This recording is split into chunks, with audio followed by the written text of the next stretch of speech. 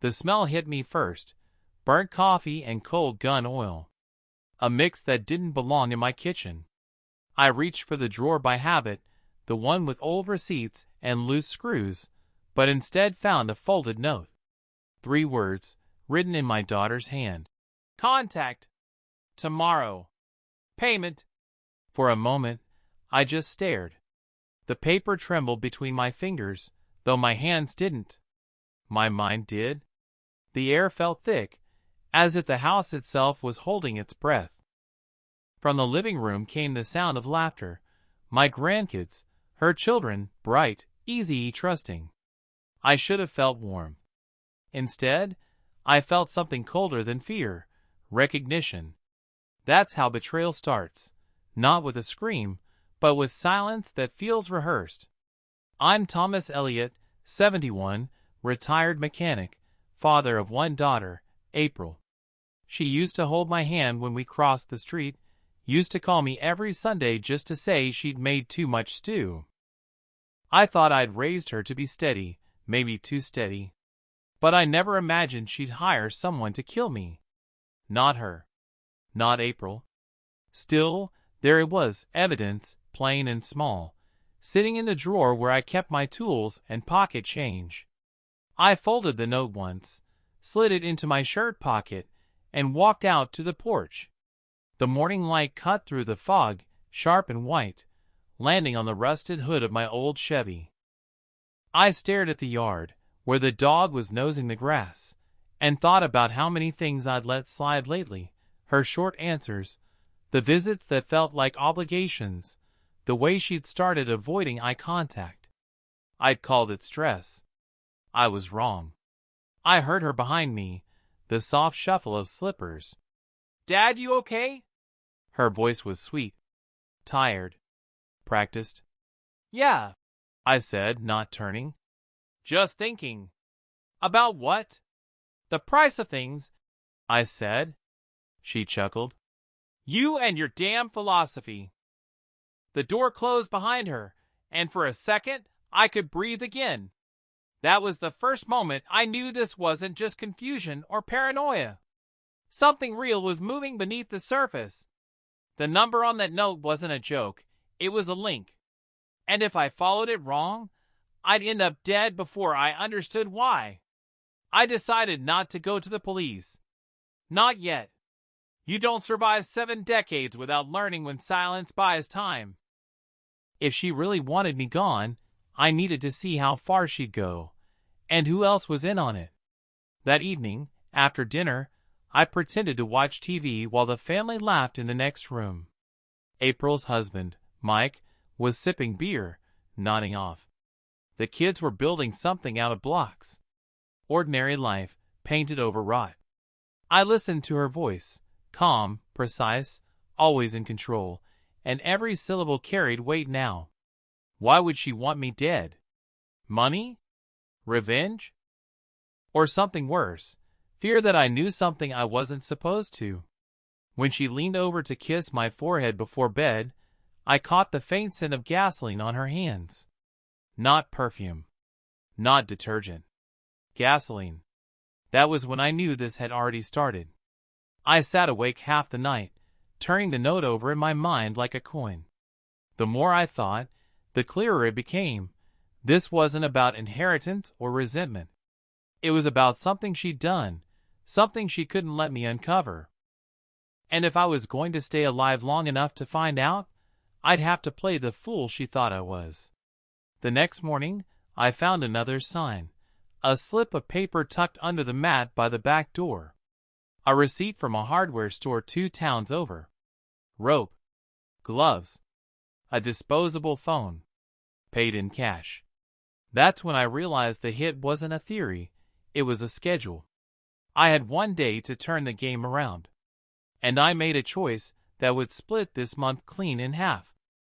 The day after I found the note, I did what old men do when the world tilts a little. I made coffee and pretended the day had no teeth.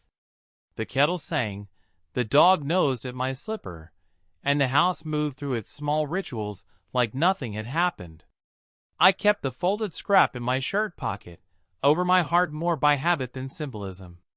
That morning, I walked the neighborhood like a man checking fences. Not to snoop like a young rat, but to listen. People tell you the shape of things if you stand still long enough. Mrs. Halvorson was pruning roses, and waved with the kind of neighborly pity that reads trouble at the corner of your mouth. I stopped, said nothing about scraps of paper, and asked about small things: mail, delivery trucks, the new kid at the hardware store. Her eyes flicked to mine, like she was weighing whether to share gossip or forgiveness. She chose gossip, and that was enough. 2 days later I found myself at the hardware store 2 towns over. Time moves strange when you're pretending not to. I chatted about weather, about screws and paint, watching fingers and hearing words that weren't meant for me. The clerk was a young man with calloused thumbs. He remembered cash sales because cash makes you remember people. He nodded when I asked about a man buying rope and a disposable phone. He shrugged when I asked about names. He described a woman's voice, practiced and careful. He said nothing about a name. I left with a warm cup of useless certainty. I started cataloging everything that could be a motive: money that wasn't there, old grudges that festered into a ledger, secrets I might have stumbled upon in a life that hauled old bones into daylight. I thought about the last fight April and I had, small, stupid, about whether to sell the cabin upstate. She'd wanted quick cash. I'd been stubborn. I wondered then whether stubbornness could harden into something darker, whether resentment could be carefully repackaged into necessity. It felt like balancing a scale, and I had no idea which side carried weight. "I don't care what the papers say," Mike told me once, not looking at me, fixing a wobbly chair. "She's my family." His tone was more than a defense, it was an armor. I thought about that armor. I thought about the number in my pocket pressing into my skin like a small accusation. I was careful not to mention the note. I watched April's hands when she swept the kitchen, the way she paused at the photograph on the mantel. She kept her distance that week in a way that made warmth feel like an accusation.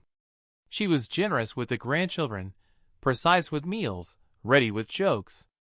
But there was a something thin and rehearsed in her laughter now, a cadence that clipped the ends of words. I could have taken those moments as confirmation and gone straight to the police. I did not. That was my first mistake. I let my pride shape my choices. I wanted to keep control by keeping my discoveries private. I told myself I would gather proof, that I would move like water and not like a stone. I let a day of patience run into 2. On the second night, arrogance crept in disguised as righteousness.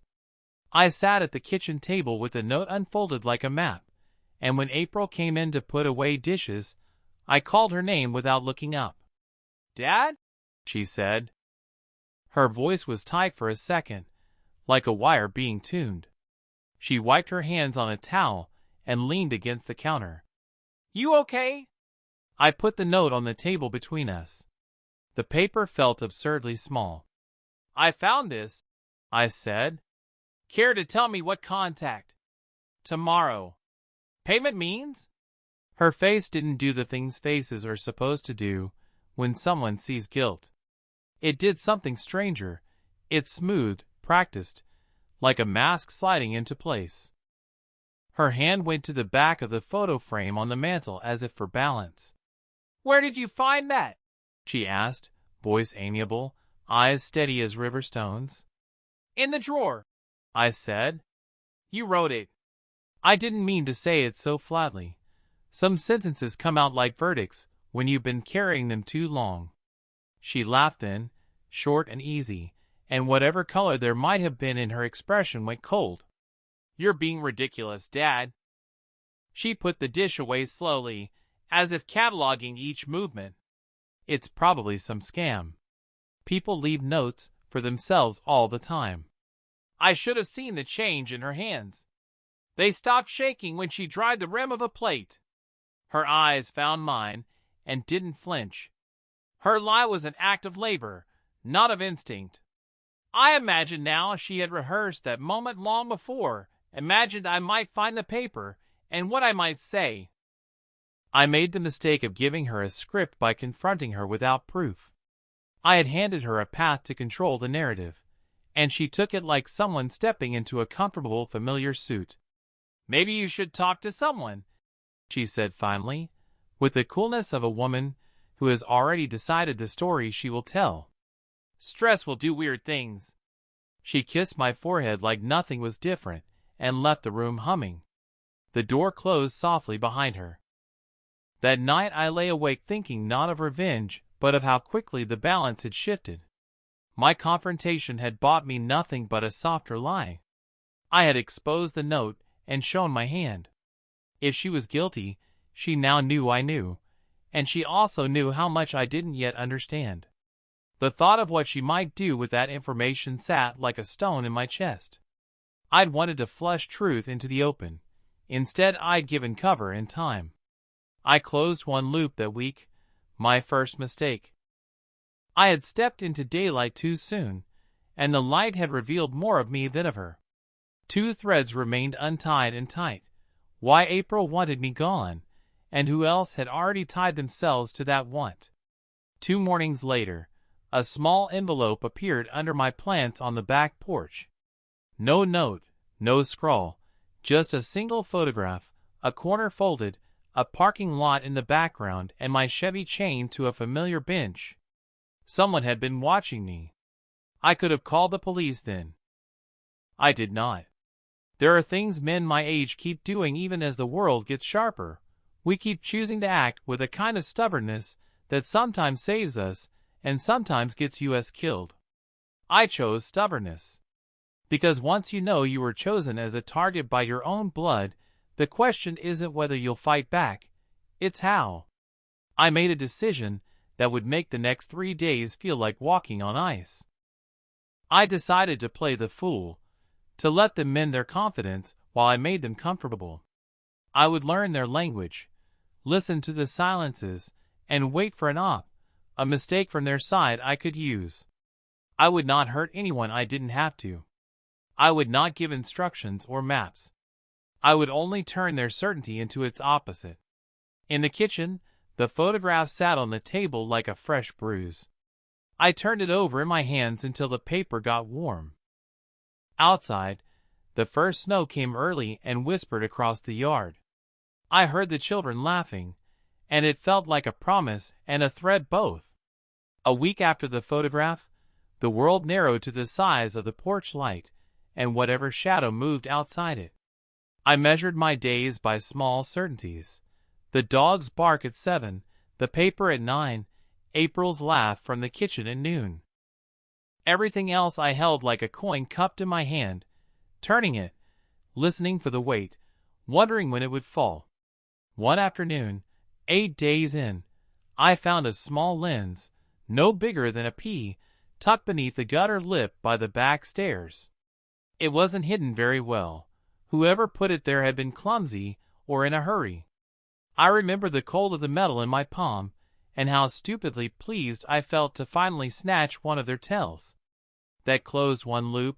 Someone had been watching the yard. Not only taking photographs from a distance, but sitting close enough to plant devices. Whoever wanted me gone wanted to be sure I moved when they wanted me to. I taped the piece of glass into a shoebox and wrapped it in an old shirt. I did not tell April. I did not tell Mike. I did not tell anyone. I could call someone, my neighbor suggested the morning I showed him the lens under pretenses. Hank had been a cop once, a long time ago. His joints complained about everything, but his mind still tracked like a hound. He squinted at the glass and then at my face. "You sure you want the department on this?" I wanted the department like I wanted a funeral. Necessary, but they smell of papers and questions, and I wasn't ready to turn my life into a file. "Not yet," I said. "I want to know who's watching before I hand it over." "You'll make enemies of people quicker than you think," he grumbled, but he came by that night after dinner anyway. He sat in my kitchen with a coffee, that had gone cold and asked nothing that sounded like judgment. He only asked where I'd found things, how long I'd suspected, whether I'd noticed any change in April's routine. I told him as much truth as I could without showing the note. I had to keep that close. It was Hank who pointed out the fault line I'd been avoiding. "You're not the only one at risk," he said. "You see those kids out there? They're collateral in every story like this. You nap at night, and somebody else makes a choice." He didn't have to finish the sentence. He didn't have to. That was the moral hook that began to sting. Do I expose my daughter and destroy her family for the chance to live my next few years in peace? Or do I find another way to make her choice visible without burning everything around it? It's a question that sits in the throat like a pill you can't swallow. I'd been a father for 50 years. The idea of putting my grandchildren on the scales and tipping them because their mother had chosen wrong made my hands shake. It wasn't cowardice. It was a map of everything I'd ever chosen to protect. "I can help," Hank said finally, voice low. "But we do it without breaking laws. We tail, we watch. We collect honest things, receipts, photos, witnesses. You get what you need to tell a truth that's clean. We made a small plan that night. No poisons, no threats, nothing that would let anyone claim the old man had gone criminal. Simple persistence. Watch April, watch who she sees, where she goes. Wait for a mistake. People who plan crimes are very often careless when they think no one is paying attention. I knew that because in all my years fixing engines I'd watched pride make people repeat the same error until the machine broke. I lied to the family. Small lies, the kind that slide easy. I said I was seeing a doctor about my elbow, that I might be doing a little fishing on Thursday, that I needed quiet to read. Lies that let me drift unnoticed into corners. I kept the note folded in my wallet, and the lens in the shoebox under the old radio. Hank borrowed my truck sometimes and pretended to be on errands. He took photographs with a camera that looked like it belonged to a man who liked birds. He smelled wrong and friendly at the same time. There were moments when the plan felt like a betrayal of a different sort. I watched my daughter pour juice for the kids and felt the old ache of a man who'd once taught a small hand to tie a knot and later taught it to be gentle with glass. I heard her say things to the children that were tender and exact. How do you square that with the belief that the same hands make a phone call to a man with a gun? I kept the contradiction like an ember in my palm. It warmed and it burned. Midweek, Hank came back with a scrap of information that smelled of gasoline and old bills. A woman had been seen several times near a small motel on the edge of town, paying cash, leaving before dawn. The clerk remembered shoes with mud and a jacket with a peculiar patch. No names, nothing sharp enough for a warrant, but a direction. I tucked that direction into my chest the way I'd tucked the note into my shirt pocket at the start. It was something I could follow. It was also one more thread in the knot I held between being a father and being a man who refused to be a corpse in his own kitchen. "Why don't you come clean to her?" Hank asked during one walk late night, the street lamps painting the sidewalk in tired gold. "Just tell her you know. Let it burn clean. Because burning isn't clean," I said. "And because if I tell her now, she'll shut down or lash out. I need to see the shape of the thing she's hiding. I need to know whether she's plotting out of desperation or some other fear. There's a difference in motive that changes how you respond." That sentence is the moral center of everything I did next. If her motive was money, maybe there was room to negotiate. If it was silence over something I'd seen, something that would pull strangers into our days and turn faces into enemies, then the answer was different. One would be painful and quiet. The other might require exposing more than I wanted exposed. By the end of week 2, I had started to close another loop, though not the big ones. I found where the lenses came from. A cheap camera sold in a bundle at a discount shop, the kind tourists buy. The receipt was in the motel trash. A receipt that had fingerprints on it I couldn't read, but Hank said the lab might. That was progress. Small, honest, and legal. It bought me time and some peace. It also bought me a new worry. The lab said it could take days. Days were things I did not have much of in the back of my head now. I'd promised myself I would not hurt a child to teach a parent a lesson. I'd promised myself I would not stoop to the things that make people monsters. But at night, with the photograph of my Chevy on the table and the shoebox under the radio, I learned that promises are a strange kind of compass. They point you where you fear to go. There's a line in all of this where patience becomes cowardice and resolve becomes obsession. I watched that line like a man watches the horizon when the weather's turning.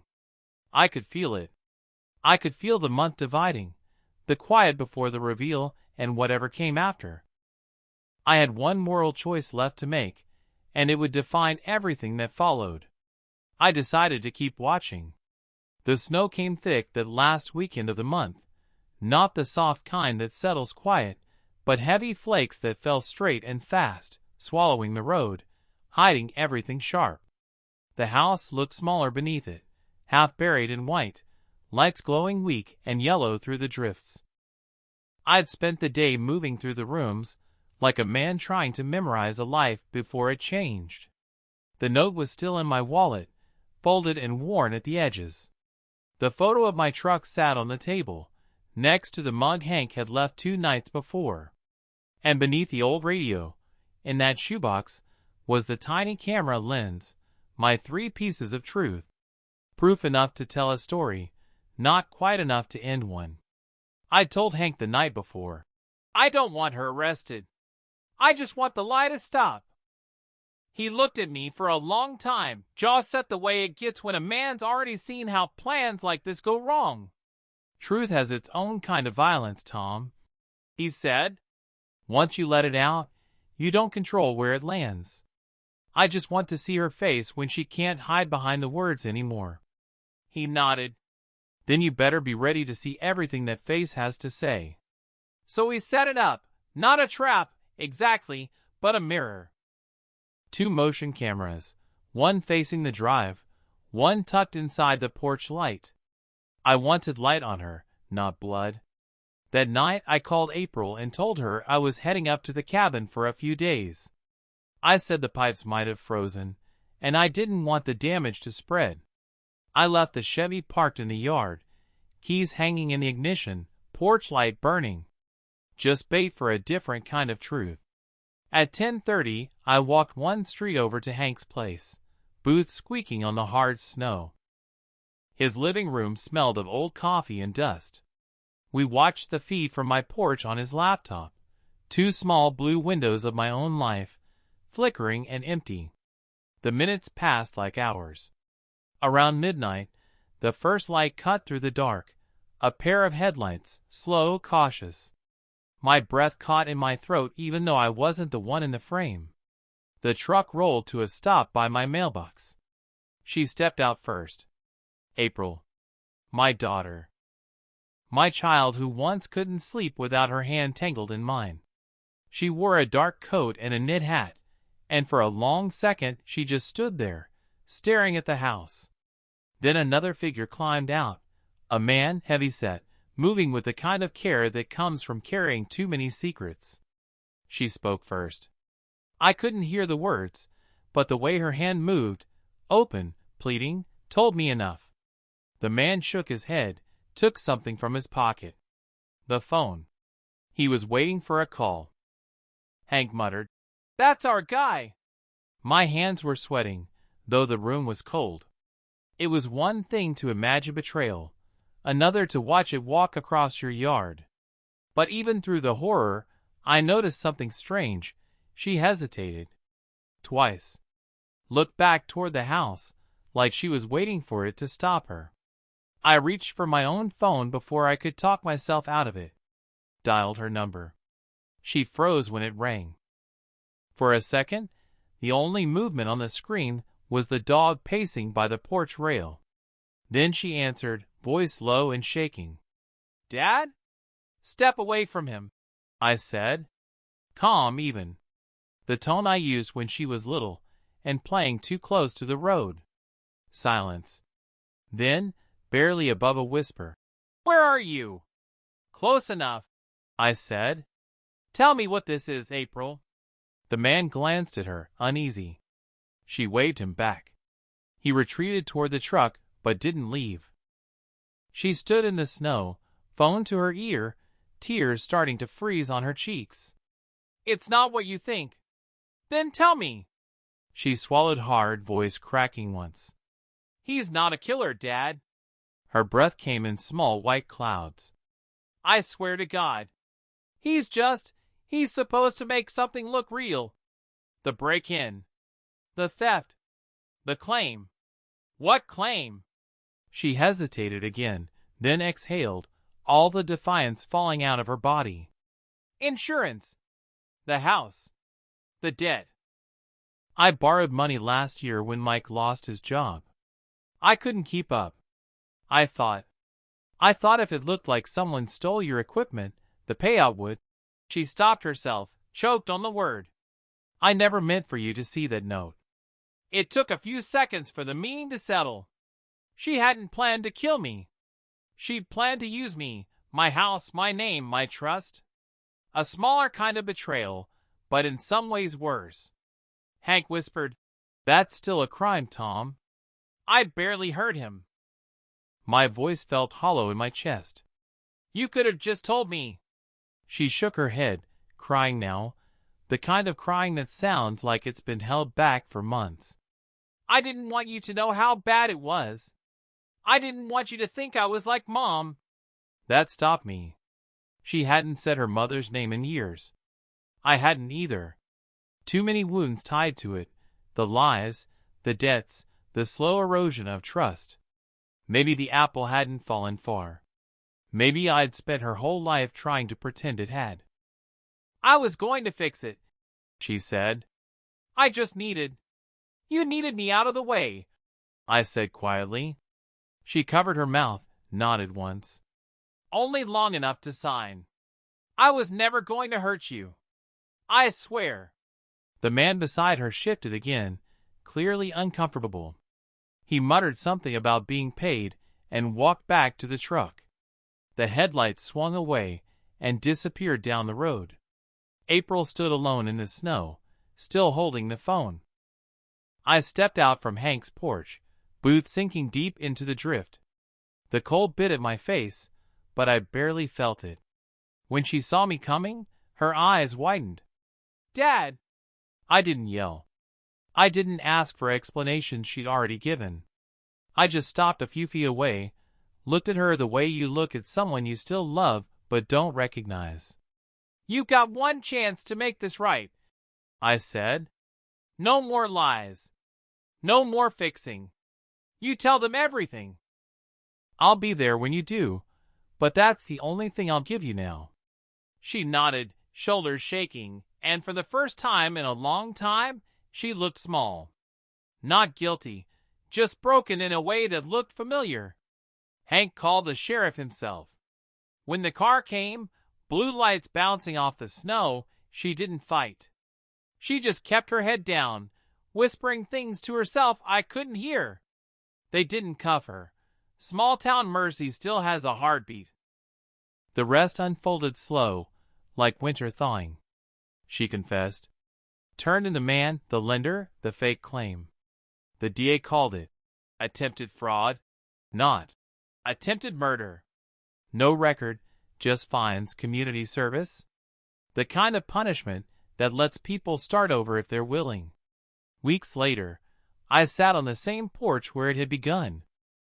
The snow had melted into patches of brown grass, and the wind carried the smell of thawing earth, mud, diesel, and a faint sweetness from the neighbor's lilac tree that was always the first to bloom. April started coming by again, not every day, but enough. She'd bring coffee, talk soft, careful with her words. She'd help me fix things around the house, like she was trying to rebuild it piece by piece. The kids came too, the grandkids, running up the steps, yelling, "Grandpa!" like nothing had changed. Children have a gift for forgiveness adults can't afford. One night, after they left, I found her note still folded in the kitchen drawer. Same 3 words: contact. Tomorrow. Payment. I almost burned it. Instead, I slid it back into my wallet. A reminder, not of what she'd done, but of how thin the line is between good people making bad choices and bad people hiding behind good ones. Sometimes at night, I still think about how easily I could have become a story on the evening news. Elderly men found dead in suspicious fire, something tidy and impersonal. And then I think about how close she came to losing everything, all because she thought silence was safer than the truth. There's a kind of justice that doesn't look like punishment. It looks like honesty, even when it hurts. Hank says I should be proud of how it ended. No blood, no jail, and everyone's still breathing. Maybe he's right, but pride feels like the wrong word. What I feel is tired. Tired and still alive. Last week April asked if she could take the cabin after all. For the kids, she said, to start fresh. I told her yes. The cabin had always been more burden than haven anyway. She hugged me tight, the way she used to when she was small, before the world complicated love. As she drove away, I stood in the driveway, the cold wind sliding under my collar, and thought, some debts you pay once, others you carry because they remind you what mercy costs. I went inside, fed the dog, turned off the porch light, and finally took the cameras down. The house was quiet again. Not safe, maybe, but honest. And that's where I'll leave it. Because sometimes the ending isn't justice or revenge. It's just a man and his daughter learning how to speak again without lying. If you want another truth, one the newspapers never printed, one that still keeps me awake on cold nights, come back. I'll have coffee ready.